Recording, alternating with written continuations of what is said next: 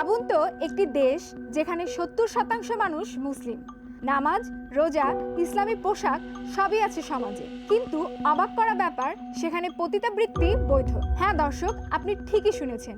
বৃহত্তম মুসলিম জনসংখ্যার দেশ কাজাখস্তানে প্রস্টিটিউশন কোনো অপরাধ নয়, ইসলাম মানা হয়, অথচ পতিতাবৃত্তি বৈধ।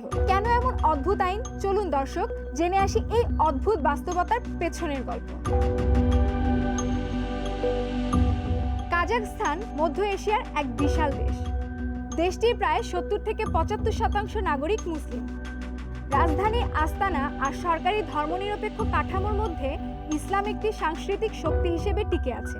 কিন্তু চমকপ্রদ বিষয় হলো, কাজাখস্তানে প্রস্টিটিউশন বা পতিতাবৃত্তি আইনত নিষিদ্ধ নয়। কাজাখস্তান 2001 সালে এই সংক্রান্ত পুরনো আইন বাতিল করে দেয়। সাবেক সোভিয়েত ইউনিয়ন থেকে স্বাধীনতা লাভের পর দেশটির সরকার এই সামাজিক বাস্তবতাকে পুরোপুরি অস্বীকার না করে বরং এর খারাপ দিকগুলো নিয়ন্ত্রণ করতে চেয়েছে। দেশটির আইনে বলা আছে, যদি কেউ নিজের ইচ্ছায় যৌনকর্মে জড়িত হয় তা অপরাধ নয়, অর্থাৎ যৌন সেবা বিক্রি বৈধ। এই অদ্ভুত নীতির পেছনে রয়েছে ঐতিহাসিক ও সামাজিক কারণ। কাজাখস্তান দীর্ঘদিন ধরে সোভিয়েত ইউনিয়নের অংশ ছিল, যেখানে ধর্মীয় প্রভাব ছিল খুবই কম। স্বাধীনতা লাভের পর সমাজ পরিবর্তনের সঙ্গে সঙ্গে এই পেশার বিস্তার ঘটে। দ্বিতীয়ত, স্বাস্থ্য সুরক্ষা। এই পেশাটিকে পুরোপুরি নিষিদ্ধ না করে সরকার মূলত HIV/AIDS-এর মতো রোগগুলো নিয়ন্ত্রণ করতে চায়। স্বাস্থ্যকর্মীরা যেন যৌনকর্মীদের কাছে পৌঁছাতে পারে এবং তাদের স্বাস্থ্য পরীক্ষা বাধ্যতামূলক করতে পারে। তৃতীয়ত, এটি মানব পাচার এবং সংগঠিত অপরাধ নিয়ন্ত্রণ করার একটি কৌশল। যদি পতিতাবৃত্তি পুরোপুরি নিষিদ্ধ হয়, তাহলে তা আরও গোপনে চলে যাবে এবং নিয়ন্ত্রণ করা কঠিন হবে। Health and human rights HHR এর একটি প্রতিবেদন অনুযায়ী কাজাখস্তানে আনুমানিক 21,000-এরও অধিক যৌনকর্মী সক্রিয় আছেন। তাদের অনেকেই সামাজিক কলঙ্ক থেকে বাঁচতে গোপনে কাজ করেন।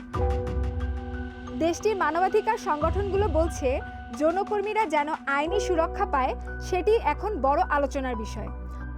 অন্যদিকে ধর্মীয় সংগঠনগুলো এই আইন পরিবর্তনের দাবি তুলছে, কারণ ইসলামী শরীয়তে পতিতাবৃত্তি সম্পূর্ণভাবে নিষিদ্ধ। ইসলামী দৃষ্টিকোণ থেকে পতিতাবৃত্তি একটি গুরুতর পাপ, কিন্তু কাজাখস্তান রাষ্ট্রীয়ভাবে ধর্মনিরপেক্ষ। এখানে ধর্ম আইনের উৎস নয়, বরং সোভিয়েত আইন কাঠামোর ধারাবাহিকতায় ব্যক্তি স্বাধীনতা ও সামাজিক বাস্তবতাকে বেশি গুরুত্ব দেওয়া হয়।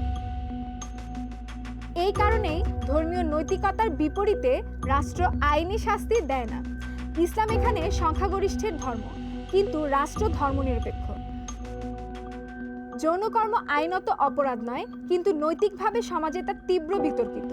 এ যেন এক দ্বিমুখী বাস্তবতা, যেখানে ধর্ম বলে হারাম আর আইন বলে তোমার ব্যক্তিগত পছন্দ।